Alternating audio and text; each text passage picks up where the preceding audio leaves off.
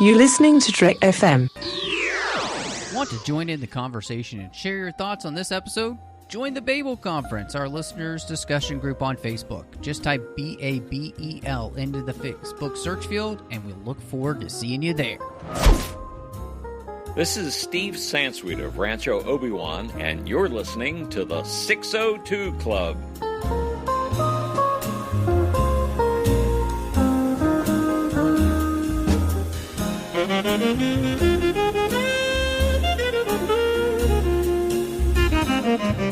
Welcome to Trek FM's local watering hole. I am just one of the hosts here, Matthew Rushing, and with me, as she is every single week, the air-conditioned Christy Morris. Not the effervescent this time.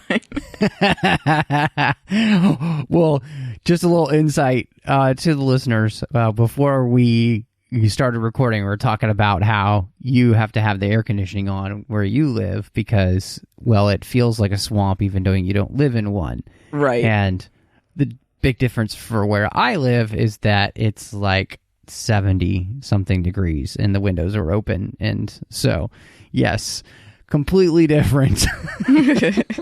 But excited to be back. This week, we are far from home with our good pal, Spider-Man. And we're going to be talking about that. But before we get there, of course, you know, you can find us wherever you get your podcasts. The 602 Club is everywhere podcasts can be had. And if you're over on Apple Podcasts or iTunes, hit us up with a star rating and review. Let people know what you think of the show, because honestly, that's how most people find podcasts. They hear it from word of mouth, or they read the reviews, and as they're searching for podcasts, and as they search, your reviews help people find the show. So let us know what you think of the show, and then we read your review out on the show like we did last week. We just had gotten a new review, so appreciate everybody who does that. And like I said, you can get us wherever you get your podcasts. You know, Spotify or TuneIn or any of these places, any podcatcher, honestly, you can find us. Just type the 602 Club. Make sure you're subscribed so you get the show as soon as we drop it. You can find us all over the web. We're on Twitter at TrekFM. We're on Facebook at facebook.com/TrekFM. There's the website at Trek.fm. We have our listeners-only discussion group, which is housed on Facebook. It's called the Babel Conference. If you type Babel into the search field there on Facebook, you can find it.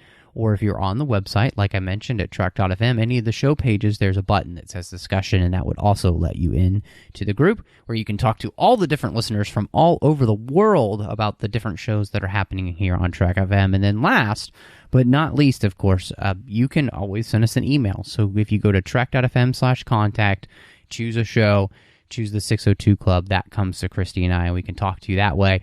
You never know. Your comments could be heard on the show, or maybe your ideas of something you would like to hear us talk about. Maybe that could turn into an entire show. You never know. So, Christy, Spider-Man Far From Home. This isn't on the outline, but I was just kind of wondering, after Endgame, how were you going into this movie? Like, were you really excited about this one, or were you still kind of like in the aftermath of, watching Endgame?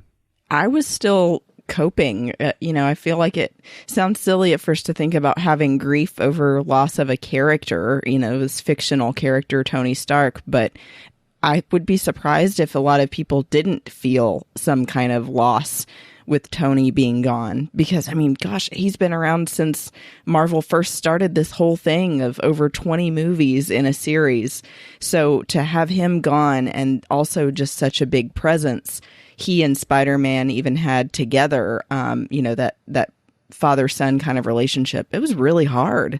So I really wasn't sure how I was going to feel about starting this movie, because I was still kind of depressed, honestly, about Endgame. What about you? Yeah, gosh. Endgame, I feel like, for me, it really did what it was supposed to do, which is kind of bring that whole part of the MCU to a close. I think it really feels like it shuts the door on a whole chapter of the MCU, And it was interesting because I kind of wondered how this would feel. And in a lot of ways, I almost feel like this is the, maybe this is the linchpin for the rest of what's to come, you know? Like, or this is kind of our, I don't know, in-betweener or something. Like, I don't know how to explain it, but you know what I'm saying? Like an intermission. Like maybe. It's almost like this is the intermission between two massive parts of the MCU, you know, because this really is kind of a follow-up. So yeah, going into it, I didn't know quite what to expect. And I don't know if I was I'm not like feeling tired or anything, because I think Endgame was a good movie for me, and so it kind of left me interested to see what they would do with the Spider-Man character. And as anybody who knows listening to the show, I wasn't a huge fan of the first Spider-Man movie that they did, Homecoming, but the trailers for this one had really piqued my interest. You know, I thought it seemed to be going in a direction that I liked. You know, something about the trailers just kind of caught me. So going into the theater, I was very much actually looking forward to it. I was like, I think this is going to be good. So that's always a good thing. Yeah, I'm glad that you felt that way. I wasn't quite there, like, as far as like feeling excited for this, just because, like I said, of coming off of that loss of Tony. But I still felt like you're saying, in a good way, it was this intermission. It was sort of like a break from the heaviness of Endgame to have a little bit of something with hope and a little more lighthearted, but still recognizing everything that happened before. Yeah, I think that's a good way to put it. You know, when you think about, you know, Infinity War and Endgame, you put those two together, you know, that is some heavy stuff. And so, you know, and obviously I remember, you know, we had Captain Marvel, but, you know, you can listen to our show about that one, you know, but I do feel like you're right. You know, this coming after Endgame, this does feel like a gear shift on purpose, you know, to be much more lighthearted. And I think, I'll just say right up front, I think this movie, its focus is, it has connections, right? But this feels like it's continuing this kind of Spider-Verse that they're creating, you know, with this Spider-Man. And so the story was as much about his world and continuing his story as it really is connecting to the rest of the MCU, if not more so. And I think, you know, that's kind of needed too, because we've had all this super interconnectivity, you know, and now this one kind of feels like, oh, where, you know, you could say, and I heard it said on another podcast, that many of these movies, it just feels like you could just call them episodes, you know, and only some of the movies kind of, series kind of stand out on their own. Like, you know, you had Iron Man 1, 2, and 3, you know, you had all three Captain America movies, you know, but some of the others don't really necessarily feel as much as standalones. And I feel like they, in Spider-Man, they do feel like they're kind of trying to create just the Spider-Man story. You know, we are really connecting to the Spider-Man story, and specifically, I think with this movie, as much as it had connections, I do feel like we are just trying to focus on the Spider-Man story. Absolutely. I mean, I think that the core of this as well, this movie in particular, has to be that Peter is still Spider-Man, but he's also still technically just a kid. You know, he's in high school and he's having to deal with the end of the world multiple times. And, you know, how would another high school student in our reality handle that? So I do feel like you have to go that way with this movie and show him growing up. Yeah. And I think you're absolutely right. I feel like this movie is very more than anything else, I feel like this is a character-driven movie because it's about Peter and his character and who he's going to be. And like you said, he's 16 years old, and much like, you know, I know your husband Michael is a huge fan of Spider-Man, and so much like the Spider-Man comics, he's dealing with that struggle of the responsibilities he has as Spider-Man and his daily life, and he's having a hard time with juggling all of that and trying to figure it out. And like you said too, when you think about it, he just got back from space and being blipped for 5 years. So it's like he is kind of feeling this need to like put being a hero on the shelf for a moment just to have a little bit of a normal life. And I personally really enjoyed watching him.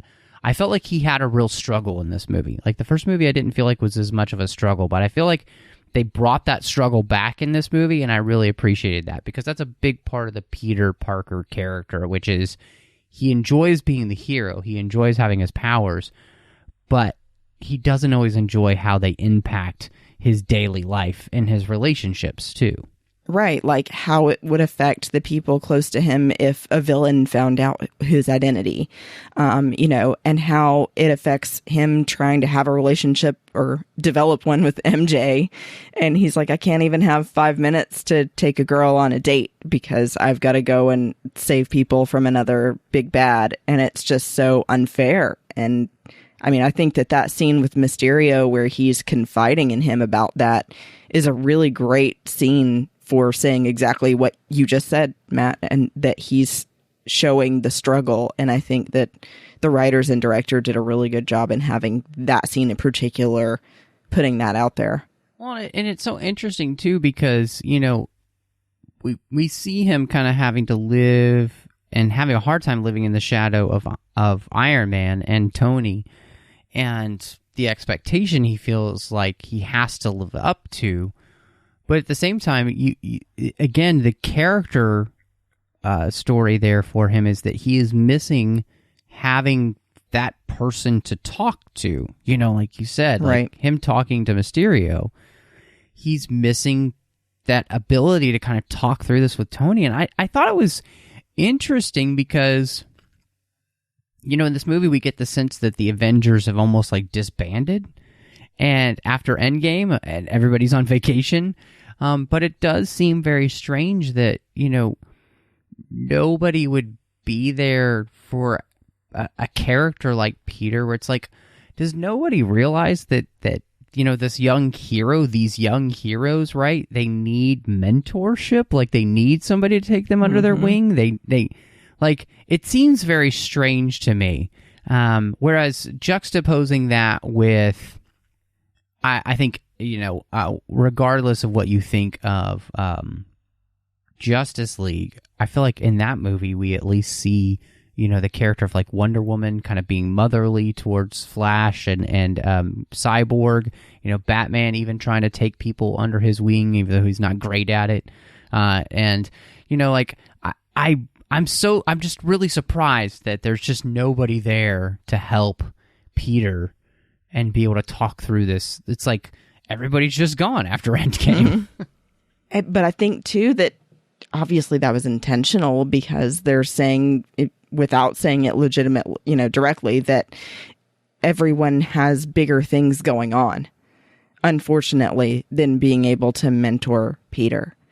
And that he, got to go and be part of the mission and be in space and all of that. But that comes with the responsibility now of having to grow up faster than he would like. With great power comes great responsibility. Yeah. And I mean, they obviously never say that in the story, but I mean, that's the theme that they're playing with is the fact that Peter has all of this power and he has all of this responsibility, and everybody in many ways is kind of looking at him, asking if he is going to be the next Iron Man. And I thought it was pretty effective, that scene where he's, at the fundraiser and he's answering questions. And everybody just keeps pestering him with questions about, basically, is he going to be the next Iron Man? What's he going to do if aliens come to attack? And it's that thing where it's like, he's the friendly neighborhood Spider-Man who's now expected to be the friendly universe Spider-Man. And he's not necessarily ready to be your friendly universe Spider-Man. Right. In and all like honesty. Save everything. He's not he doesn't feel like he's ready to be all of that yet. But I like that they have this back and forth of Peter as well as other characters in the movie saying, "You're not ready," or "I think he's too young, he's not ready," over and over again. But then you see at the end, because of all of the different ways that he proves himself, that at least I think he is. And then maybe he didn't even realize the potential he had in himself. But, defeating Mysterio the way that he did and, thinking on his feet, he made the right decisions. Mm-hmm. Yeah, and I think what I see in that, too, is I feel like I see a maturity in Peter to realize that there are definitely problems he can't handle, even with as smart as he is. Because I remember seeing the previews for this movie and thinking, how is Spider-Man going to fight like a lava person and water and right. His powers don't fit that at all, and so the fact that the way this movie goes, that's not what it is, it becomes a problem that Peter can definitely solve because it's about technology, it's about science, and I felt like that was another good thing that they did here. I didn't feel like in the first movie they did as good a job of showing, in the comics, Peter's a genius. And so in this movie, I feel like they showed him to be a genius, and sometimes some funny ways where he starts going off on his little tangent about what it means if there's actually a multiverse and totally geeking out about that. But that's a way to show that he thinks on that level, and that was really fun. I mean, again, dealing with that part of Peter's character and bringing out those character qualities, I think I really appreciated this movie for, because we're dealing with, it's not just about and this is the thing I feel like about this movie, I don't feel like it's just a movie trying to get a plot out about something that's happening in the MCU so we can further the main MCU plot. This movie feels like it's a character-driven movie about the character of Peter, moving him from one place to the next. Right. I mean, I'm right on board with you, because I feel like even I was kind of thinking, the name of the movie itself saying Far From Home could have a deeper meaning that, he's been out in space. He's done all of these incredible things, but he didn't do it alone. And it's, learning that you do sometimes have to lean on other people and do sometimes have to take a break, but you have to realize when it's okay to do that. And it's, this maturity and growing up process. I don't know. Maybe that didn't make sense.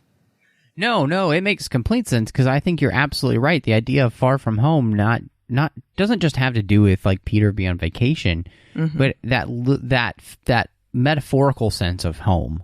He's just out of his skin, uncomfortable with what he's being asked to do. Lost, yeah. To him, he is the friendly neighborhood Spider-Man.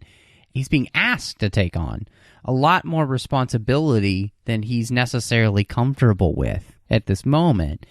And the whole movie is kind of about him finding a new kind of normal for himself. And that new normal is being one that's an Avenger, basically. Truly being an Avenger that gets called on for help from somebody like, Nick Fury. And so, yeah, I think you're absolutely right. One of the things that you mentioned and I thought was interesting is we were kind of talking about some of the things we want to talk about with the movie is kind of will Peter be Tony's successor? Right. And I thought that was a really interesting question for the MCU. Can Peter in some ways take over some of the bits and pieces of what Tony gave to the Avengers, and be part of that? And I really was happy with the answer that Happy gave him. I thought that it was a really it was nice to see Happy be the person who could kind of mentor Peter a little bit and be there for him, but also make him feel better about not having to be the next Tony Stark. but to be himself instead, which I thought was great. Yeah, like that scene on the plane was so meaningful to me dealing with that, because it's like Happy is just providing the equipment and saying go, and letting Peter fiddle with it to create himself a new suit. But you see that the way that he's working with the computer, it's, you know, that computer screen that's projected into the air like Tony uses. And he's like grabbing things and moving them and zooming in and out and making like, you know, mannerisms and calculations like Tony always did when he was working on something with Jarvis. And you see Happy look at him and smile like a father looking at his son. And it's so sweet, because you're seeing the same thing Happy's seeing, that we as an audience are feeling like, oh, wow, maybe this kid is a lot more like Tony than we think. And that it's not like learned behavior, it's personality that he was born with. That he is like the genius that you were saying, you know, from the comics, and that he may not be exactly the same as Iron Man, but he could certainly take on a leadership role now. Yeah. Absolutely. And in many ways, the fact that I kind of feel like Happy does a good job of saying, you're not going to be Iron Man, but you wouldn't necessarily want to be him. You don't want to be Tony. Mm-hmm. You know, how when he says, you know, Tony second-guessed himself all the time. And you said the man was a mess. Yeah, and then, you know, so, and we see that throughout the movies. You know, Tony is just kind of all over the place. And I don't think that, you know, Happy would want him to feel like he needs to be Iron Man, because there's a lot about Tony that Peter doesn't know. Right. But in some ways, like you said, there are some similarities where, you know, you put Peter in front of a science project and technology project, and he can do that, you know, the same way Tony could do.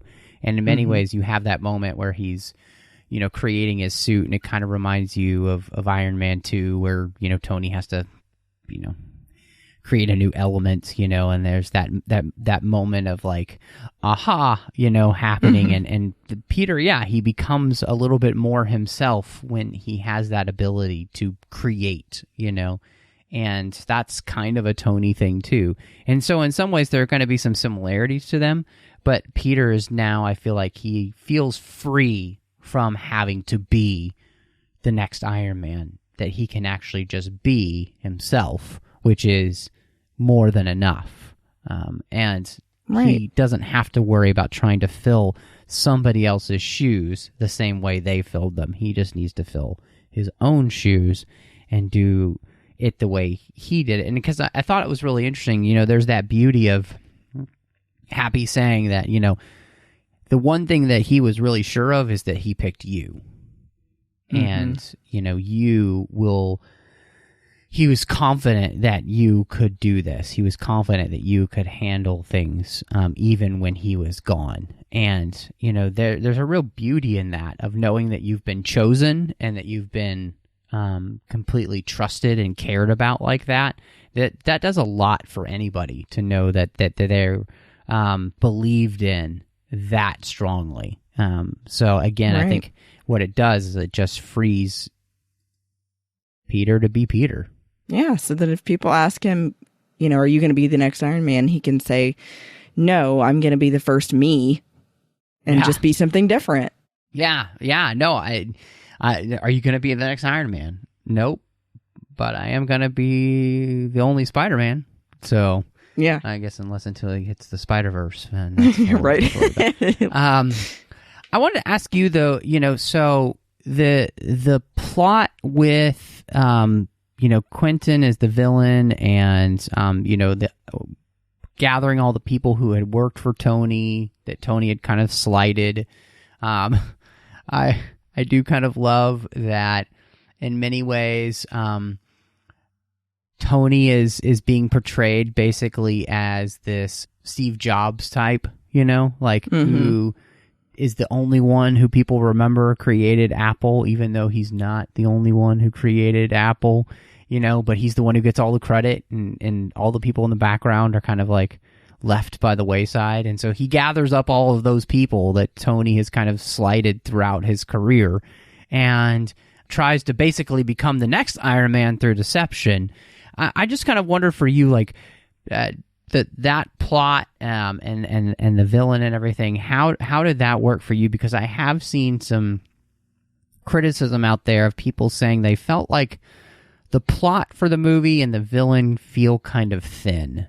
I really didn't feel that way with that. I felt like that was a perfect way to go if you're going to have a new villain, because I think in any corporate environment, there's always one person that's going to be jealous of somebody else or feel slighted or whatever. And Tony certainly offended a lot of people. So it made sense to me. And, then they kind of plug it in for you to make it like these people were there all along in the background. You just didn't notice. I thought was great. And I don't necessarily love Jake Gyllenhaal, honestly, but I think that as far as the backstory, I didn't have a problem with that. I thought they did a good way of connecting the dots for me. Yeah, that's really, I think you're right on with almost every single point. Like, I really am right there with you. To me, I liked that this movie was more a superhero movie about the character of the superhero than the plot that was going on. And maybe that sounds weird. No, like, it's not about the fight. It's about the internal struggle. Right. And that the fight and everything that's going on just kind of exemplifies the internal struggle, which by it being Mysterio and by, it being kind of all about illusion and delusion and knowing what's real and what's not real and who you are and all that kind of stuff, and having a sense of, like, where you are in the world and all that kind of thing, all of that plays into the themes that they're trying to play out with the character Peter. Yeah. And so I didn't mind that this was a movie that it wasn't as much about all of the cool action scenes as it was more about what the character himself is going through. And I responded to that really well, personally. I think mainly because this movie didn't feel quite so much just like the Marvel formula. Like, it felt like, for some reason, to me, it felt fresher and a little bit newer because very few of the Marvel films, I feel like, do a really good job of kind of focusing on their main character. And honestly, the movies that did that the best, and in some ways, I think, were the Captain America movies and then the Iron Man movies, because those movies are really about those characters, I think of Iron Man 1 and Iron Man 3 being kind of the good examples of that, as well as Winter Soldier. And all of those movies, it's very much about the, like, what's going on with this character and who they're going to be and everything. And I feel like they were playing that out with Peter.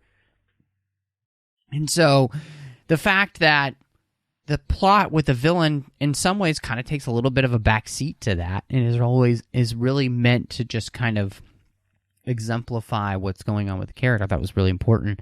I'm not a huge Jake Gyllenhaal fan, but I did think that once he made the turn to being the bad guy, he was better in the movie than he was just because he doesn't have a lot to do, because he is kind of just playing the part of very generic superhero dude. Hey, I'm a hero, Right. Well, and I think that too, you're supposed to feel like I did in that moment before the turn, where you're thinking, so is this it? Like, and they live happily ever after, fighting crime together. 2 thumbs up. And then finally he turns and you go, okay, I knew there was something up with this. I was just waiting for it, the other shoe to drop. I love it. I think that's something that I've always really enjoyed, in particular with the Marvel movies, is the villains.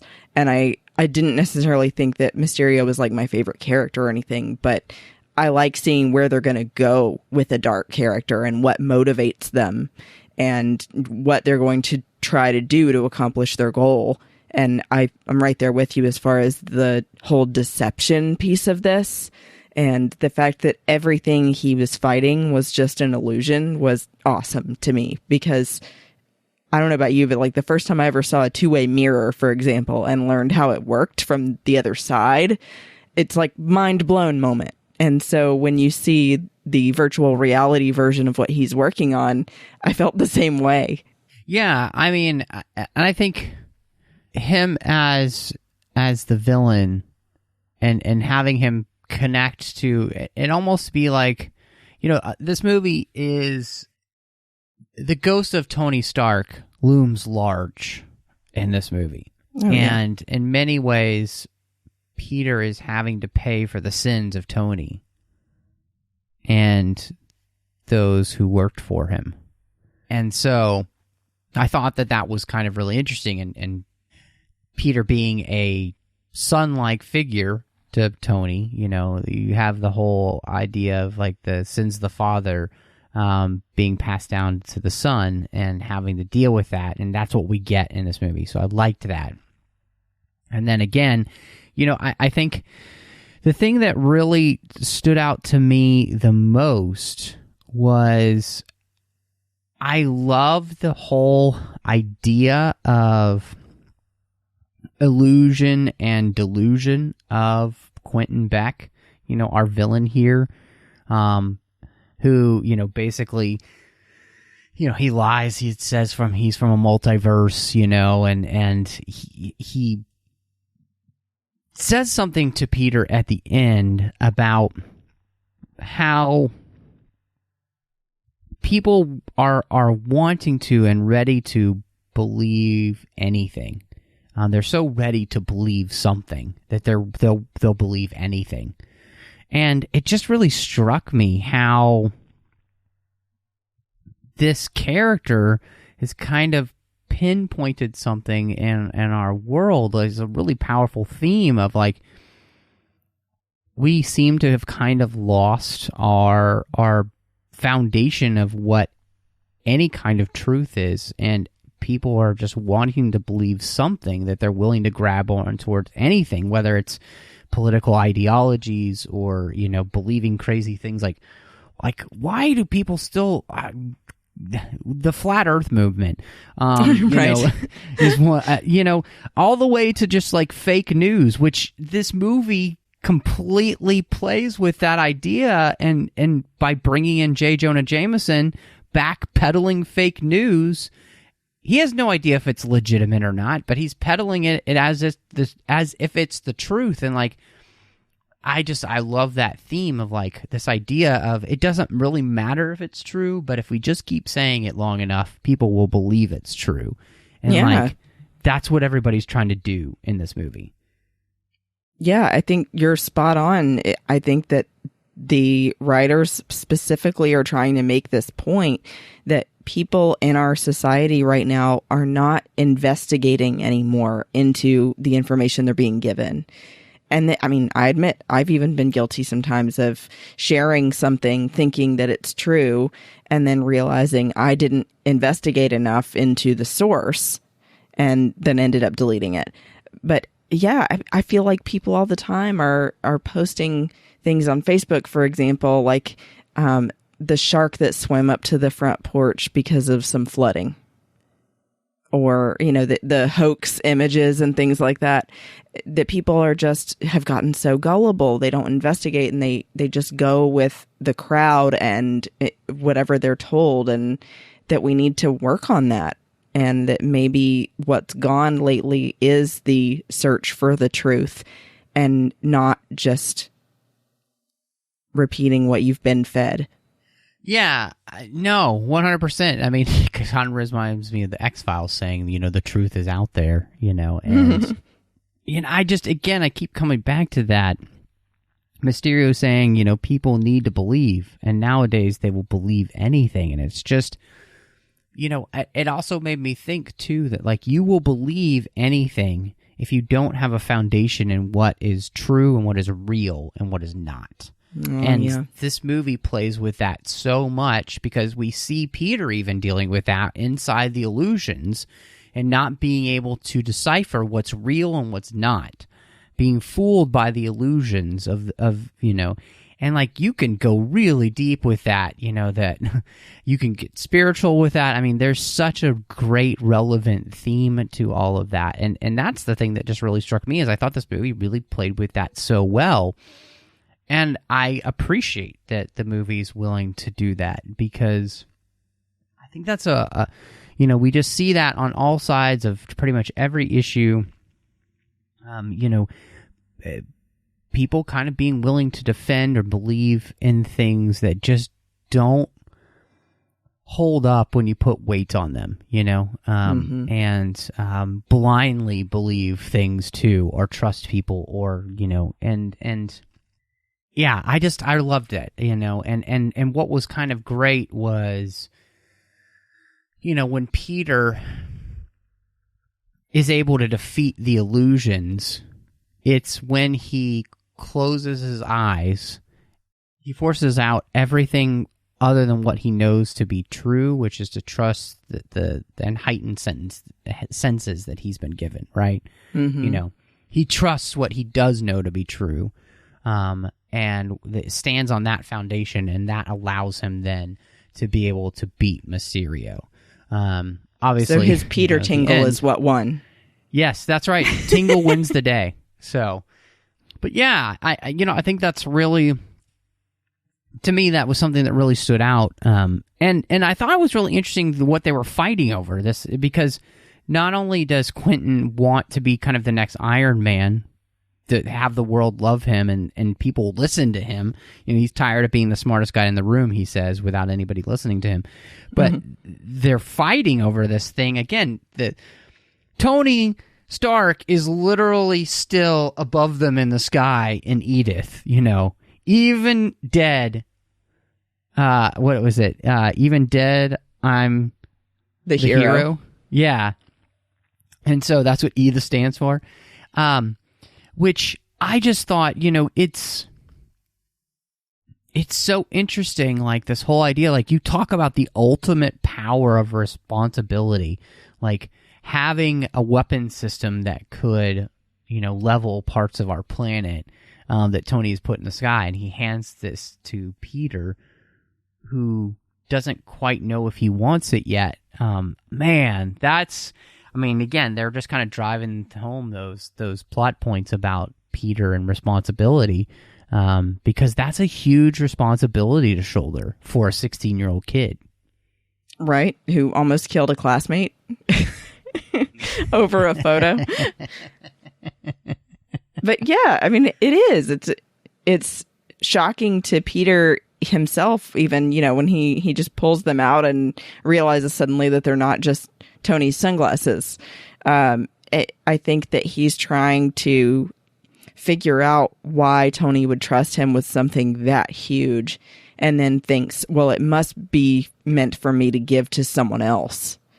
So then he ends up giving them to Quentin, thinking Tony would want you to have these because of all of the conversations and experience he'd previously had with Quentin.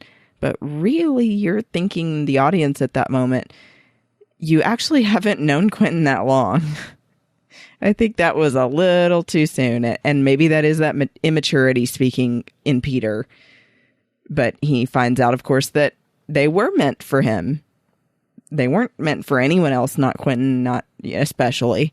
But I like that point that you're saying, Matt, too. I didn't think about that even through all of that Quentin's trying to accomplish, Tony is the one that designed all of the tech that Quentin is using to make his illusion possible. So pretty much, yeah, for the most part. So Tony is still the hero. Thanks, Tony. Yeah. And you said something that's really interesting too, because this whole idea of Peter thinking, should it be me who has these glasses, or should I hand them off to something else? There is that moment where, honestly, like you said, Peter hasn't known him that long, and he takes the easy way out. He gives up the responsibility when the responsibility is his to shoulder, and we I think in this world we try to say that responsibility is not a good thing, like that responsibility is bad in some way, and yet being a responsible adult and human being is so important, actually. Like living up to those responsibilities, like that's what makes us, I think that's what truly makes us good men and women when we live up to the responsibilities we have, regardless of the cost. And that's something that Peter learns here big time. When he realizes he made a mistake, I just love him. He's like, oh, he realizes that he's messed up royally, and he's put the most advanced weapon system on the planet into the hands of somebody who does not mean anyone any good. And I just really like that. I think, again, to me, this Spider-Man movie over what we got in Homecoming does such a good job of playing with the themes of Spider-Man without necessarily having to go to the well of Uncle Ben. But we're still getting to play with the themes of responsibility, which are so important for the character of Peter here. And I really, really like that. And I think, Edith gives us that opportunity, this kind of MacGuffin almost, gives us the opportunity to play with that, And it also gives us the opportunity to kind of play with the idea of, like, again, kind of what the truth is. Because like you said, his classmate sees him in a moment where he thinks he knows what happened there, but he doesn't know what happened. He doesn't know the whole story. And how we just can't assume that we know because we saw one piece of information. And that, I think, that, again, that's so key. Like, we are full of that in our world, of people seeing one thing and running with it, thinking they know everything about that subject. And that's the most dangerous thing ever. And that's, like you were saying, you have to go and research. You have to go and do the work. To put in to see if things are true or not. You can't just immediately pick up on the one piece of information and assume you know the rest. So, and I love too when you were saying, that Peter goes and says, "I made a mistake." Well, I like that he has the guts to go to the people that have more experience than him and say, "I made a horrible mistake, and that is absolutely my fault. And now I've got to figure out how to fix it." He doesn't try to skirt responsibility anymore or accountability for doing that. He walks right up to them and says, "It was me. I gave them to him, and I'm sorry." And I think that takes a responsible, mature person to admit that and be accountable for your mistakes. So, I thought that was a really great point to have Peter do. And to go, work with Fury and then be ghosting Fury on the phone, or be telling him, "Well, I really want to get back to my class trip." Nobody talks back to Nick Fury, but Peter does. Well, I mean, is it Nick Fury? Right. Or his impersonator. Oh my gosh. How did you feel about finding out that the Nick Fury in this movie the whole time is just one of the Skrull secret sleeper agents? That threw me for a loop because I really did not expect it at any point. I didn't get any vibe that, the character was doing anything that Sam Jackson wouldn't do as Fury. So the fact that they reveal that, I just went, wait, so then where is Fury? What's he been doing? Why is it not him? Yeah, you know what? I thought that they did a good job with that because I felt like the whole movie, to me, Fury and Hill kind of felt slightly off, the whole time. Like, especially Hill, she did not seem like the Maria Hill that I've seen in the other movies, really. She wasn't quite as quippy or funny. Well, that's true, I guess. Everything just felt slightly off with them, and so then to find out that that was the case, that Fury's actually on vacation with the Skrulls up in space, and now possibly helping them run things in space, it opens up a whole new set of doors to be able to play with then, because in many ways, it does kind of feel like the MCU is going to go more cosmic anyway. So, having Fury already in space makes sense. And it was It was a fun, goofy tie-in to Captain Marvel. And the Skrulls were some of my favorite characters in that movie anyway. Oh, amen. Yeah, to have Ben Mendelsohn back pretending to be Fury was very funny. Mm-hmm. So, yeah, I felt like it was an interesting, fun thing. And, two, with the Skrull thing, like, I think it opens up a lot of questions for, comic book fans of of Marvel.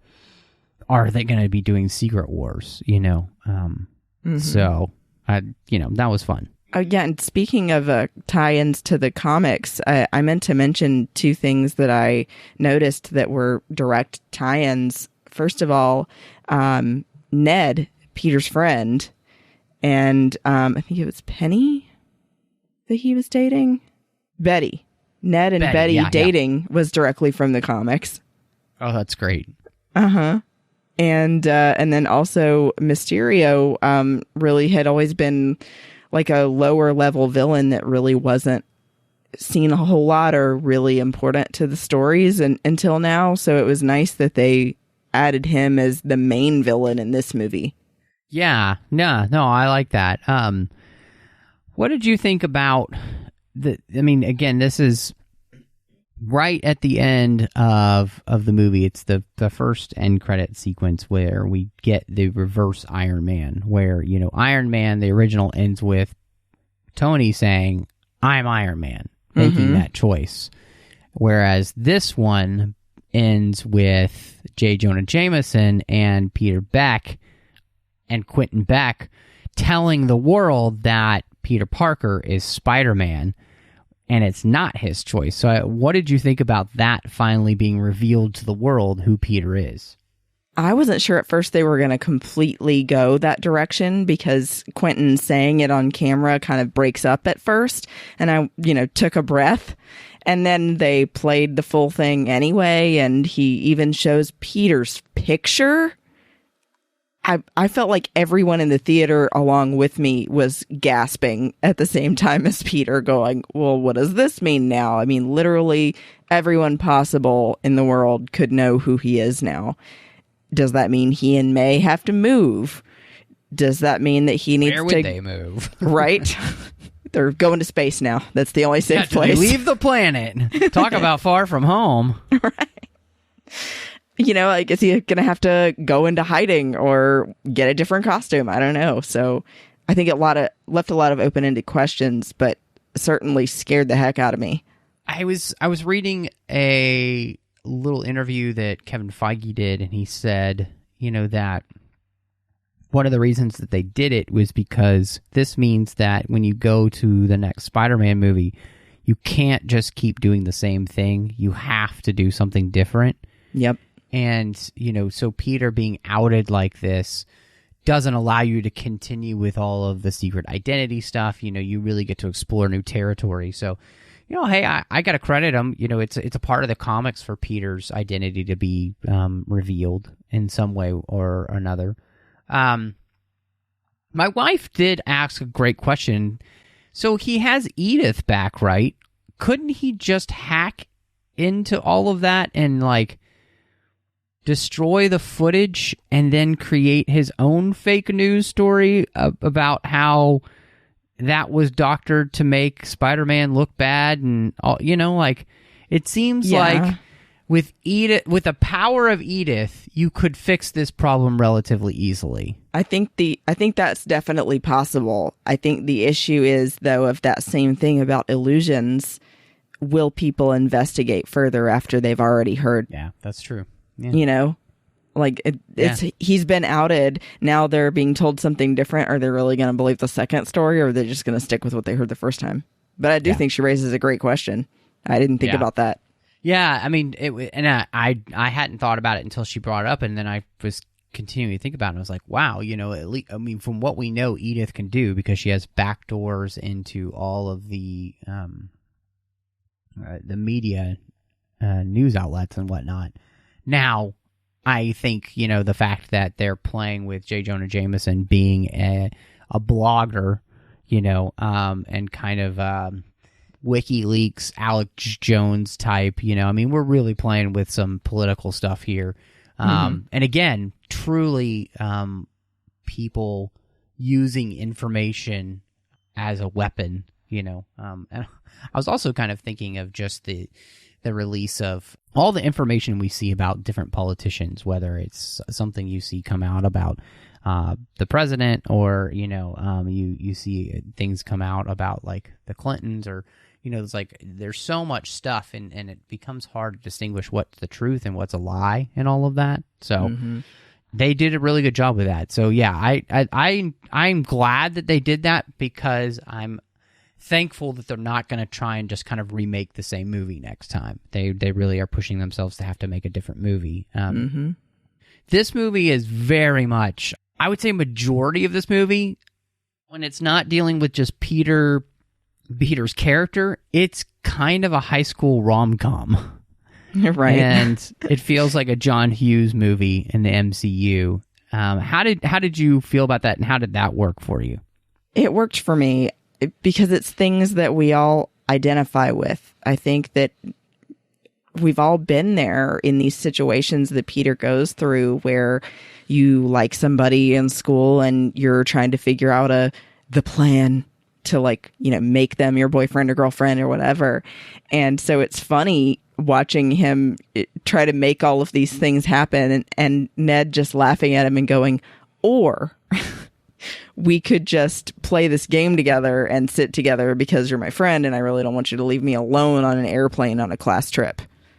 Because I think we all also have had that feeling before of, I don't want to sit alone. Or at least I did. I'm a very social person. So I like that there's all these experiences of just being a 16-year-old that they put in the movie, because he is. I mean, even though he's got all these powers and has done all this stuff with the Avengers, he's still only a kid. Yeah, a few things. One, I had no problems with most of the high school rom-comness of it. I thought it was cute. It is slightly cliched, so it's not like super original, most of it, but it was fun. And I think something you mentioned way back at the beginning of the show was the idea that we're just doing something that's different than all the heavy stuff that we've had. And, sometimes it's okay to just have fun at the movies. And this movie had a lot of fun in that way. I do think that I could have personally done without having the teachers be such idiots in the movie. Yeah, that really wasn't necessary. I do feel like that's just a cliche that's so worn that I'm really tired of it. I'm tired of teachers just being stupid in movies. And unfortunately, they'd already set that up in the first one, so they're just playing with that again in the second one.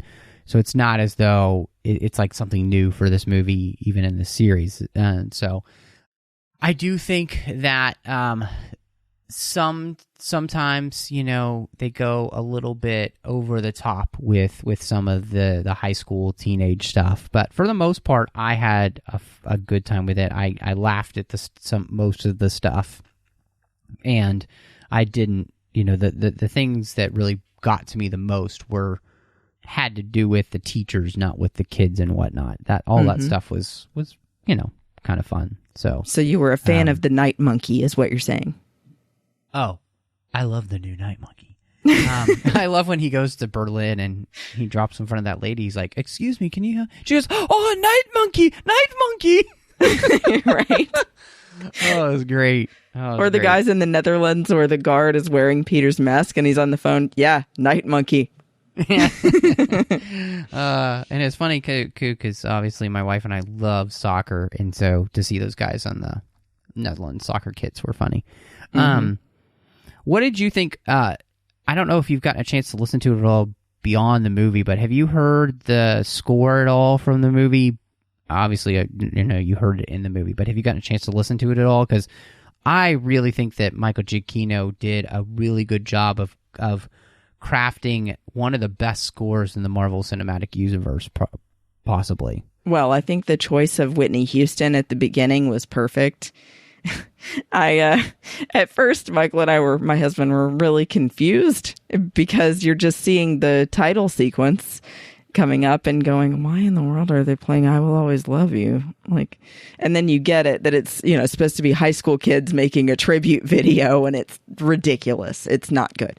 But they tried in memory of Tony. Well, and I thought that was funny just because kids are much better at making videos than that these days, especially, he's supposed to go to a smart school. So, I got what they were going for, but I also felt like it downplayed the fact that it was the wrong choice. It was a funny choice, but it was the wrong choice for the school he's supposed to go to. Anyway. Yeah. But yeah, my point was I have not listened to it separate from the movie. Yeah. I'll just say I think the score is wonderful. I think he does a fantastic job with it. It does a great job of kind of melding some really classic old Hollywood feels. And I'm talking old Hollywood feels all the way back to Earl Flynn type movies, all the way to with some modern flair. And he puts that all together, and I really have enjoyed the Far From Home soundtrack. And I think part of that is he actually really plays with the Spider-Man theme that he created in the first one here and really brings that alive. Yeah. And for the most part, almost all of the heroes for Marvel Cinematic Universe don't have their own theme, really. Spider-Man does, though, and it's great. And I think he does a really good job with it. And so that's why I wanted to call it out and kind of praise it, because for the most part, Marvel soundtracks are just okay, and mainly that's because there's no discernible themes in them. Mm-hmm. But Giacchino really brought his best kind of Williams-esque nature to bear on this score, as well as kind of bringing in some more modern sounds to the score to put those together, and it created something that I've really been enjoying listening to. So, and I think it did work well in the movie as well. Plus, gotta love when Peter gets it wrong about how he loves Led Zeppelin. Oh gosh, I know that was painful.